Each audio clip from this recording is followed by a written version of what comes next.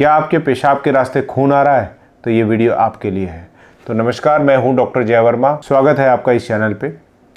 देखिए, अगर आपके पेशाब के रास्ते खून आ रहा है तो इस कंडीशन को हिमेचूरिया कहते हैं। अच्छा, ये हिमेचूरिया दो तरीके का होता है। एक वो हिमेचूरिया जो कि आपको दिखाई देता है, उसको हम विजिबल या ग्रॉस हिमेचूरिया कहते हैं, जो हमको दिखाई देता है, खून निकलते हुए दिखाई दे रहा है पेशाब के रास्ते। दूसरा इनविजिबल हिमेचूरिया यानी माइक्रोस्कोपिक हिमेचूरिया, यानी ऐसा हिमेचूरिया जो हमको दिखाई नहीं दे रहा है। यानी पेशाब तो निकल रही है साहब, नॉर्मली दिखाई दे रहा है, नॉर्मल कलर दिखाई दे रहा है पेशाब का। It may be pale yellow, it may be watery, it may be yellow, it may be amber colour. पेशाब का एक नॉर्मल टू डिहाइड्रेटेड कलर में हमें ये सेलेक्ट करना होता है, देखना होता है माइक्रोस्कोपिक लेवल पे कि आखिर हिमेचूरिया प्रेजेंट है कि नहीं। हिमेचूरिया क्या होता है? आरबीसीज के सेल देखते हैं, आरबीसीज देखते हैं, रेड ब्लड सेल्स देखते हैं। नॉर्मली 3 से अगर कम प्रेजेंट रहते हैं आरबीसीज, तो इसको हम लोग उतना काउंट नहीं करते हैं, तो ये मानते हैं कि नहीं ठीक है, इट्स ओके, ठीक है, ये नॉर्मल है। लेकिन उसके ऊपर अगर जाती हैं तो इसको हम हिमेचूरिया की कैटेगरी में रखते हैं, ठीक है। तो इस कंडीशन को माइक्रोस्कोपिक हिमेचूरिया कहते हैं। अब बात कर लेते हैं कि ये मैक्रोस्कोपिक यानी ग्रॉस हिमेचूरिया यानी ये विजिबल हिमेचूरिया और माइक्रोस्कोपिक हिमेचूरिया, ये दो अलग अलग कैटेगरी हो गई। तो क्या क्या कारण हो सकते हैं इन दो अलग अलग कैटेगरीज में, राइट। तो पहले इस बात को समझते हैं कि ये जो हिमेचूरिया है, ये आखिर इसका रेंज कहाँ से कहाँ तक है। तो वो रेंज है किडनी और यूरेथ्रा। किडनी जहाँ से चीज़ें स्टार्ट होती हैं और यूरेथ्रा जहाँ से चीज़ें निकलती हैं। इसका रेंज मतलब अगर कहीं ना कहीं कोई डिसऑर्डर हो रहा होगा, चाहे वो इन्फेक्शन हो, इन्फ्लेमेशन हो, ट्रॉमा हो या ऑब्स्ट्रक्शन किसी भी तरीके का हो, स्टोन का हो, कैंसर सेल्स का हो, सिस्ट का हो, पॉलिप का हो, किसी भी चीज़ का ऑब्स्ट्रक्शन हो रहा हो, ठीक है, या वायलेंट एक्सरसाइज कर लिया जिस किसी को हो रहा है ये, या विग्रस सेक्सुअल एक्टिविटीज करने के बाद भी इस तरीके की हिमेचूरिया आ सकती है। तो ये पूरी रेंज है, इस रेंज के में ही ये आपको हिमेचूरिया दिखेगी, ठीक। तो कारण इसी रेंज के भीतर ही होगा, उसके इधर नहीं होगा, उसके ऊपर नहीं होगा, इसके बियॉन्ड नहीं होगा, ठीक है। तो कुल मिलाकर के हिमेचूरिया के जो चीज़ें आ रही हैं वो किडनी से जो निकली हुई यूरेटर, उसके बाद ब्लैडर, उसके बाद प्रोस्टेट, उसके बाद यूरेथ्रा। इतने पोर्शन को मिला दिया जाए तो यूरिनरी ट्रैक्ट हो जाता है। इस यूरिनरी ट्रैक्ट में ये चीज़ें प्रेजेंट होंगी जिसकी वजह से हिमेचूरिया हो रहा है, ठीक। अब ग्रॉस हिमेचूरिया की बात कर लेते हैं कि ग्रॉस हिमेचूरिया अगर हो रहा है यानी आपको विजिबली दिखाई दे रहा है पेशाब के रास्ते निकलते हुए खून, तो ये दो तरीके के हो सकते हैं। एक जिसको आप हिमेचूरिया समझ रहे हैं, एक्चुअली में वो हिमेचूरिया है नहीं। आपने अगर चुकंदर खा ली हो, ठीक है, और दूसरे दिन आप पेशाब जा रहे हो और आपको खून एकदम खूनी, एकदम चुकंदर जैसी लाल पेशाब दिखाई दे और आप घबरा जाएं, यार ये क्या हो गया, आपने ध्यान नहीं दिया, चुकंदर खाई थी और उसकी वजह से ये वो पेशाब हो सकती है, तो वो हिमेचूरिया नहीं होती है, ठीक है। वो चुकंदर का कलर है जो कि पेशाब में आया है आपके, ठीक है। तो बिल्कुल घबराने की जरूरत नहीं है, ठीक, अगर इस तरीके की हिस्ट्री है। दूसरा ग्रॉस हिमेचूरिया यानी विजुअल हिमेचूरिया जो कि एक्चुअल हिमेचूरिया होती है, अगर प्रॉपर ब्लड निकल रहा है आपके यूरिन के रास्ते और वो ब्लड पेनलेस है, माइंड माई वर्ड्स, पेनलेस है। तो ये पेनलेस हिमेचूरिया अगर विजिबल हिमेचूरिया हो रही है यानी आपको दिखाई दे रही है, खूब सारा खून निकल रहा है और वो पेनलेस है, तो डरिएगा नहीं। लेकिन ये कॉमनेस्ट प्रेजेंटेशन होता है कैंसर का, और वो कहाँ के कैंसर का? ब्लैडर, यूरिनरी ब्लैडर के कैंसर का, ठीक है। तो आपको सजग और सतर्क रहना है और फर्दर डायग्नोसिस करानी है। जरूरी नहीं, मैंने बोला कॉमनेस्ट प्रेजेंटेशन है, इसका मतलब डेट श्योर नहीं है कि ये वही होगा, ठीक। अब बात कर लेते हैं कि जो मैक्रोस्कोपी यानी जो ग्रॉस हिमेचुरिया हो रही है उसके और क्या क्या कारण हो सकते हैं। जैसे कि मैंने बताया ना, कॉज में अगर हम जाएं किडनी में, तो किडनी में क्या एक दो तरीके के कॉज आ जाएंगे। एक तो ग्लोमेरुलर, यानी जो आप ये समझ लीजिए जो सबसे छोटी छन्नी, एक छन्नी की शीप बनी हुई है, उसको हम लोग ग्लोमेरुलर कहते हैं। किडनी एक तरीके की छन्नी है जिसे छन के खून, एक तरफ खून डालते हैं, दूसरी तरफ से पेशाब निकलती है, यानी पेशाब को बनाती है। ठीक है, तो वो छन्नी जो है, अगर उस छन्नी के अंदर की गड़बड़ी हो रही हो, जैसे कि उसमें नेफ्राइटिस, वो ग्लोमेरुलर नेफ्राइटिस हो रही हो, आइजियोनेफ्रोपैथी हो रखी हो, कुछ इस तरीके के सिंड्रोम होते हैं जिसे एल्पोर्ट सिंड्रोम नाम देते हैं, या बेसमेंट मेम्ब्रेन की डिसऑर्डर हो सकती है। तो अगर इस तरीके की परेशानियां हो रही हैं तो हो सकता है ये उससे रिलेटेड हो, और ये आपको ग्रॉस हिमेचुरिया भी दे सकती है। इसकी सीवियरिटी के ऊपर डिपेंड करता है कि आपको माइक्रोस्कोपिक लेवल यानी बहुत कम मतलब नॉन इनविजिबल हिमेचुरिया देगी, या ये आपको विजिबल हिमेचुरिया देगी। ठीक है, तो ये इसकी उसके ऊपर डिपेंड करता है। एक चीज़ मैं बता दूं, मैंने एल्पर्ट सिंड्रोम का नाम लिया, तो एल्पर्ट सिंड्रोम में जनरली ये देखा जाता है कि ऐसे पेशेंट जिनमें, मतलब ये बहुत ही कम होता है, ये म्यूटेटेड जीन में म्यूटेशन की वजह से होता है एक्चुअली, और इसमें जो पेशेंट्स होते हैं उसमें हिमेचुरिया और उसके साथ साथ हाइपरटेंशन और उसके साथ साथ प्रोटीन, ये सब सारी चीज़ें आने लगती हैं, जिसकी वजह से इसको हम ये फिर फर्दर डायग्नोसिस करते हैं एल्पर्ट सिंड्रोम की तरफ। ठीक है, तो ये चीज़ें होती हैं। अच्छा, अब बात कर लेते हैं एक्स्ट्रा ग्लोमेरुलर रीजन्स की। तो एक्स्ट्रा ग्लोमेरुलर रीजन्स में आपके स्टोन्स हो सकते हैं, कैंसर हो सकता है, रीनल ट्यूमर हो सकता है।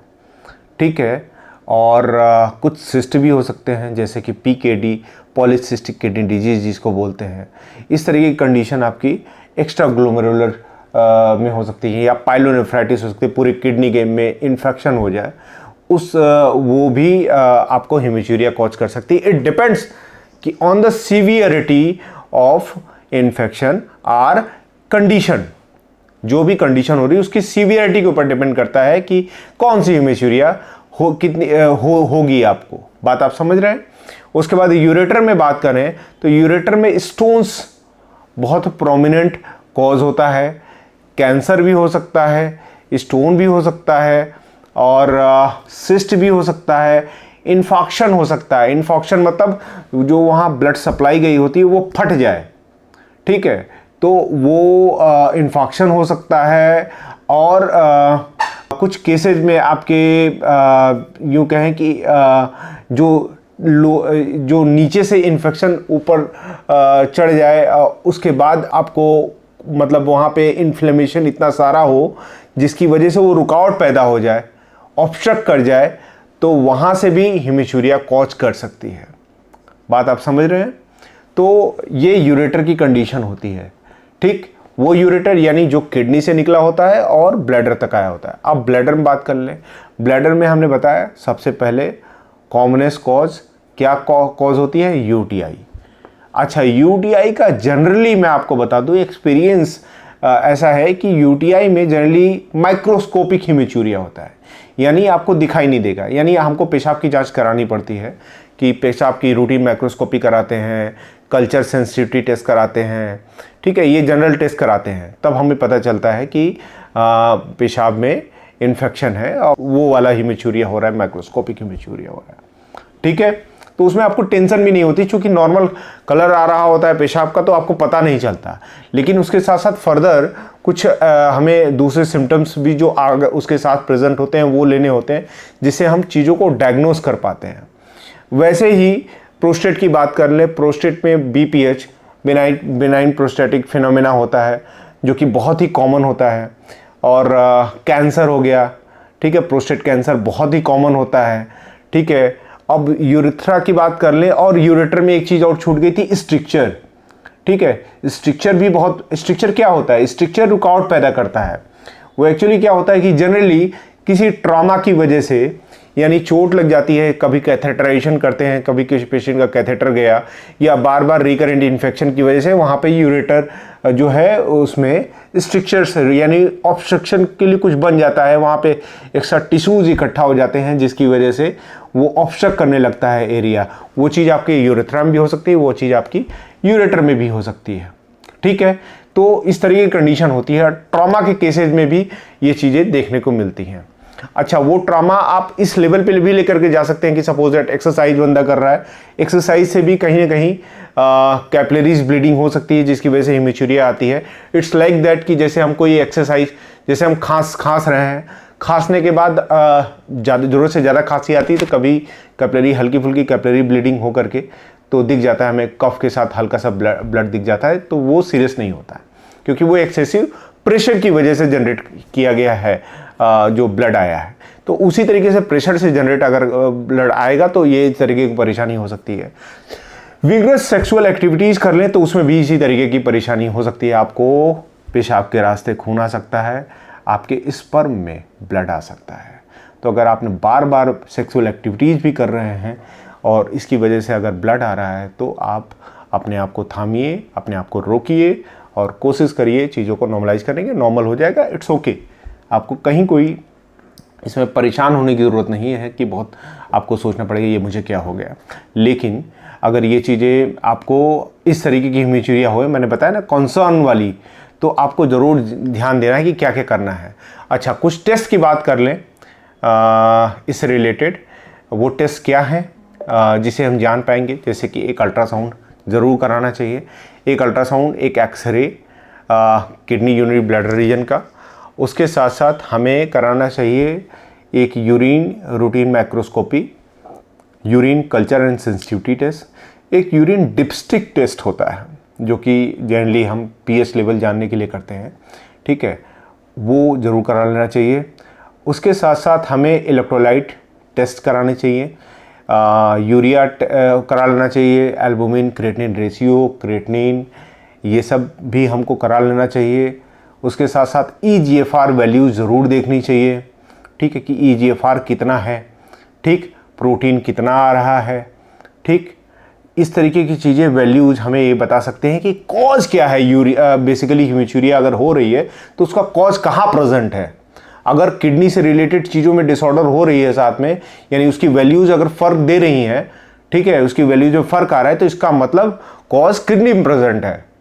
लेकिन अगर हमें इन्फेक्शन वाली चीज़ें ज़्यादा दिख रही हैं और किडनी के फंक्शंस नॉर्मल दिखाई दे रहे हैं, देन कॉज एक्स्ट्रा रीनल है। Extra renal may be because of stone, may be because in the ureter obstruct कर सकता है, या स्टोन कॉज कर सकता है, या और अदर कोई कॉज हो सकता है।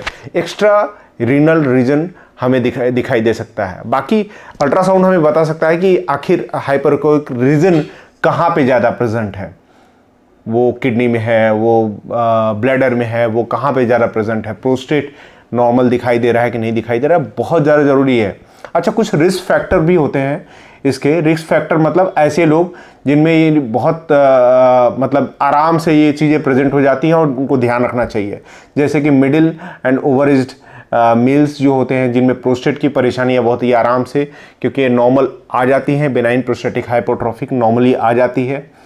और जैसे कि कुछ प्रेग्नेंट औरतें मैं बात कर लूँ, कुछ प्रेगनेंसी में ऐसे केसेज हो सकते हैं। दूसरा, एंडोमेट्रियोसिस एक ऐसी चीज़ होती है जिसमें कि अक्सर करके वुमेंस को रह करके ये ब्लीडिंग होती है, तो उनको भी ये हेमिचूरिया हो सकती है। This is because of endometriosis. हो सकता है वो एंडोमेट्रियोसिस उनके ब्लैडर के रीजन में हो रखा हो, जिसकी वजह से साइक्लिकल ब्लीडिंग होती हो उनको, जैसे कि पीरियड्स में होती है। बात आप समझ रहे हैं? तो वो बिकॉज ऑफ दैट उसकी वजह से हो सकती है। मैं बात कर रहा था रिस्क फैक्टर की, तो रिस्क फैक्टर में ये हो गए, फिर बच्चे हो गए, और ये ऐसे लोग जिनको यूटीआई ज़्यादा जल्दी हो जाता हो, बार बार यूटीआई हो रहा हो, वो भी रिस्क फैक्टर के दायरे में आएंगे। तो इस तरीके की कंडीशंस, मेरी बात आपको आई थिंक पूरी तरीके से समझ में आई होगी। जिस तरह की कंडीशंस आ रही हैं तो आपको समझने के लिए बेहतर हो जाएगा कि आपको करना क्या चाहिए और कौन कौन से टेस्ट कराने चाहिए। इसके रिगार्डिंग मैंने आपको पूरी तरीके से जानकारी दे दी। आई थिंक कुछ बचा नहीं है, लेकिन फिर भी अगर कुछ बचा रह जाए या कोई क्वेश्चंस रह जाए आपके दिमाग में, जिसको पूछना है, कोई कन्फ्यूजन हो तो आप कमेंट करके पूछ सकते हैं। बताइएगा कैसा लगा ये वीडियो, आप लोग अगर कमेंट करेंगे तो अच्छा लगेगा, और बताइएगा। नमस्कार।